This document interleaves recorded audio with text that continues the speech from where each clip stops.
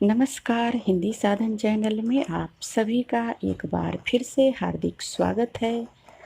आज के इस वीडियो में देवरानी जेठानी की कहानी उपन्यास को हम देखेंगे।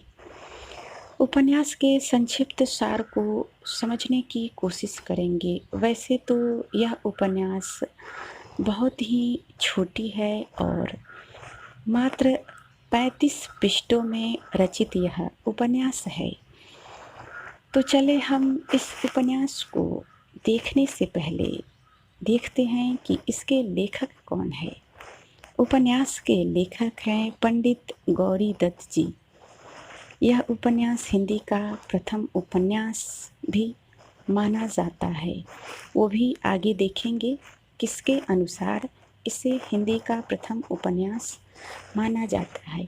तो इस उपन्यास से संबंधित हम सभी महत्वपूर्ण बिंदुओं पर चर्चा करेंगे जो परीक्षा उपयोगी होगा। तो सबसे पहले उपन्यास की समीक्षा को जानने से पहले, देखने से पहले हम पात्र का परिचय जानेंगे। इस उपन्यास में कौन कौन से पात्र हैं और कितने पात्र हैं। आइए इनके प्रमुख पात्रों को हम देखते हैं। सर्वसुख यह इस उपन्यास का प्रमुख पात्र है। मेरठ का प्रसिद्ध बनिया है। छोटे लाल यह मुख्य पात्र है और सर्वसुख का बेटा है जो कि अशिक्षित एवं समझदार है। छोटी बहू देवरानी है, छोटे लाल की पत्नी तथा प्रमुख नारी पात्र है जो कि शिक्षित एवं समझदार है। दौलत राम सर्वसुख का बड़ा बेटा है। ज्ञानो यह जेठानी है, दौलत राम की पत्नी और घर की बड़ी बहू है। ज्ञानो जेठानी है, यह अशिक्षित भी है और सदैव सास और देवरानी की आलोचना करती है। इस उपन्यास में अतिरिक्त पात्र है वह है पार्वती तथा सुखदेई। ये सर्वसुख की दो बेटियां हैं। नन्हे मोहन आदि भी अतिरिक्त पात्र के अंतर्गत आते हैं। यहाँ हम देवरानी जेठानी की कहानी की समीक्षा को देखने से पहले, इसकी चर्चा करने से पहले इस उपन्यास का प्रकाशन वर्ष देखेंगे। उपन्यास का प्रकाशन वर्ष 1870 ईस्वी है। इस उपन्यास को हिंदी का प्रथम उपन्यास कहा जाता है। डॉक्टर गोपाल राय ने इस उपन्यास को हिंदी का प्रथम उपन्यास माना है। तो यहाँ पर महत्वपूर्ण और ध्यान देने योग्य यह लाइन है, यह पंक्ति है कि डॉक्टर गोपाल राय ने इस उपन्यास को हिंदी का प्रथम उपन्यास माना है। इसे आप अवश्य ही याद रखेंगे। यह उपन्यास अपने कथ्य में सामाजिक और यथार्थ प्रस्तुत करता है। इसके अंतर्वस्तु में तत्कालीन समाज का चित्रण है। लेखक ने इसमें समकालीन नारी की सामाजिक और पारिवारिक स्थिति की चिंता का जिक्र किया है। बाल विवाह, बंटवारा, स्त्री शिक्षा, बहुओं की समस्याएं और विवाह में गैर जरूरी खर्च का उपन्यास में महत्वपूर्ण स्थान है। यह पुनर्जागरण की चेतना से जुड़ी रचना है। अशिक्षा के कारण मध्यम वर्गीय स्त्रियों की दशा का वर्णन है। नारी शिक्षा सामाजिक परिवर्तन में अपनी अहम भूमिका निभा सकती है।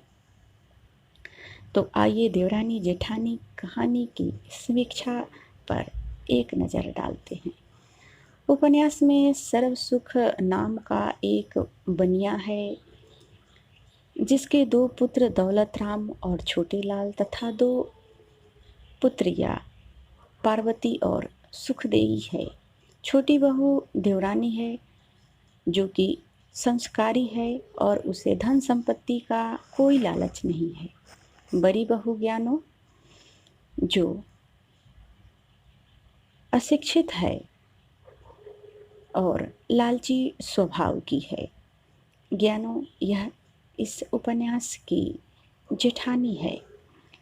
अपने लालच के कारण अपने पति दौलत राम और सास को छोटी बहू के विरुद्ध हमेशा भड़काते रहती है और उस भड़काव के कारण घर में आंतरिक कलह होता है और एक दिन ऐसा आता है कि घर का बंटवारा करवा दिया जाता है। तो उपन्यास के अंत में उसका स्वार्थी स्वभाव दिखाई देता है। जो बड़ी बहू ज्ञानो है उसका स्वार्थी स्वभाव इस उपन्यास के अंत में दिखाई देता है। जब बंटवारे में मंडी की दुकान दौलत राम के हिस्से आई और हवेली छोटे लाल के हिस्से, किंतु इससे भी वह असंतुष्ट थी। हवेली से जाते वक्त हवेली की 2 खिड़कियों के दरवाजे तथा चौखट भी अपने साथ ले गई। बाल विवाह का प्रचलन होने के बावजूद छोटेलाल और उसकी पत्नी ने अपने पुत्रों का बाल विवाह नहीं करवाया, बल्कि उससे शिक्षित करवाया।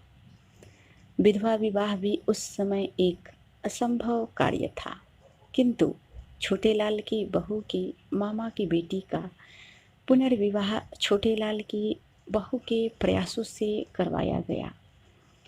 देवरानी जेठानी की कहानी में जनभाषा, किस्सा गोई शैली, लोक भाषा के शब्दों का प्रयोग, बोलचाल का तरीका और मुहावरे लोकोक्ति का प्रयोग इसमें दिखाई देता है।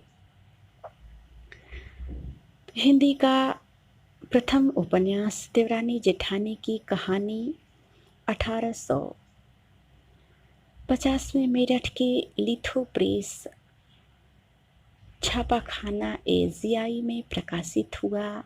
तब इसकी 500 प्रतियां प्रकाशित हुई और मूल्य केवल 12 आने था।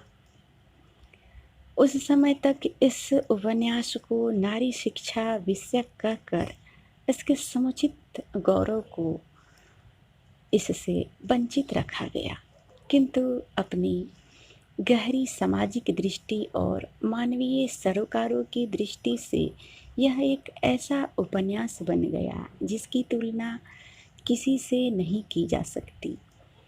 छोटे आकार की सिर्फ 35 पृष्ठों की यह कृति उस वक्त के सामाजिक समस्याओं को इतने अच्छे तरीके से बताती है कि प्रथम उपन्यास में ही यह कमाल देखकर हैरानी होती है।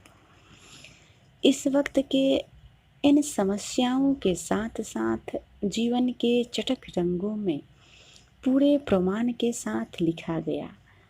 इसकी भाषा उस वक्त की जन भाषा से जुड़ी हुई है। तो इसकी भाषा उस समय की जन भाषा से जुड़ी है, क्योंकि समय के साथ साथ हमारी भाषा में भी परिवर्तन होते रहता है। तो उस समय जो लोगों की भाषा थी, उस भाषा से यह उपन्यास जुड़ी हुई है। किस्सा गोई का अनूठा प्रयोग है और लोक भाषा के अर्थ गर्भित शब्दों के सचेत प्रयोग किए गए हैं। जैसे हम उपन्यास के कुछ पंक्तियों को यहाँ देखेंगे। जब वह सायंकाल को सारे दिन का थका हारा घर आता, नून तेल का झिकना ले बैठती। कभी कहती मुझे गहना बना दे, रोती झिझकती, लड़ती भिड़ती, उसे रोती न कहने देती। कहती कि फलाने की बहू को देख, गहने से लद रही है, उसका मालिक नित नई चीज़ें लावे है। मेरे तो इस घर में आकर भाग ही फूट गए। वह कहता अरे भगवान, जाने भगवान रोटियों की ही क्यों गुजर कर रहे हैं, तुझे गहने की सूझ रही है। तो इस प्रकार से उस समय की जन भाषा का प्रयोग हमने देखा है कि किस प्रकार से जन भाषा है। तो आज के इस उपन्यास में इतना ही। अगले वीडियो में मिलते हैं, तब तक के लिए वीडियो देखने के लिए आप सभी को बहुत बहुत धन्यवाद। अगर आपने अभी तक हिंदी साधन चैनल को सब्सक्राइब नहीं किया है तो सबसे पहले हिंदी साधन चैनल को सब्सक्राइब कर ले, क्योंकि अगर आप इसे सब्सक्राइब करते हैं तो सबसे पहले आने वाला हर नोटिफिकेशन आपको मिलता है, जो आपके लिए अत्यंत ही लाभकारी होगा। हिंदी प्रतियोगी परीक्षाओं की हर तैयारी को आपको इस चैनल पर आसानी से मिल सकता है।